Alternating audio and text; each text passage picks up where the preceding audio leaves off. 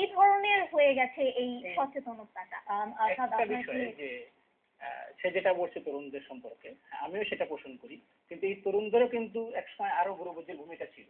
আমরা যদি হিস্ট্রি দেখি যে 52 ভাষা আন্দোলনে রক্ত দিয়েছে তরুণরা, 62 শিক্ষা আন্দোলন, হুম 69 গণঅভ্যুত্থান, 71 মুক্তিযুদ্ধে তারা অংশগ্রহণ করেছে এবং দেশকে স্বাধীনতা ছিনিয়ে এনেছে, হুম এবং সর্বশেষ 90 গণ আন্দোলনে কিন্তু সামিল হয়েছে তরুণরা। হুম। এবং তাদের কিন্তু এক ধরনের ইতিবাচক ইয়ে ছিল। এখন হয়তো নানা কারণে সেটা পারছে না। কিন্তু আপনার কি মনে হয় না যে হয়তো এটা হতে পারে যে আমাদের এখনকার তরুণদের স্যাটেলাইট, ইন্টারনেট এরকম অনেক অপশন আছে যেটা নিয়ে তারা ব্যস্ত হয়ে যায়, যেটা হয়তো আগে ছিল না, তাই জন্য তারা তরুণরা নিজেদেরকে আগে সমাজ সেবায় ব্যস্ত রাখতো।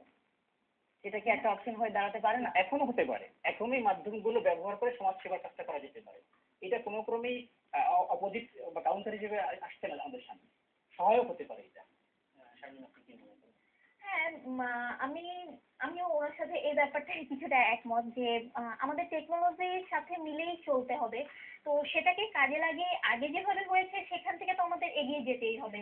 তো সচেতনতাটা বাড়ানোর যে প্রক্রিয়াটা এটা হয়তো আহ, এই গত দশকে বা তার আগের দশকে কিছুটা কমে গিয়েছিল, বাট আমি মনে করি তরুণরা যথেষ্টই সচেতন এবং তারা হয়তো অনেক সময় পরিবারের বাধা কাটিয়ে উঠে বা সমাজের কিছু বাধা কাটিয়ে উঠতে পারে না, তারপরে তারা তাদের মতো করে সচেতনতা কার্যক্রম।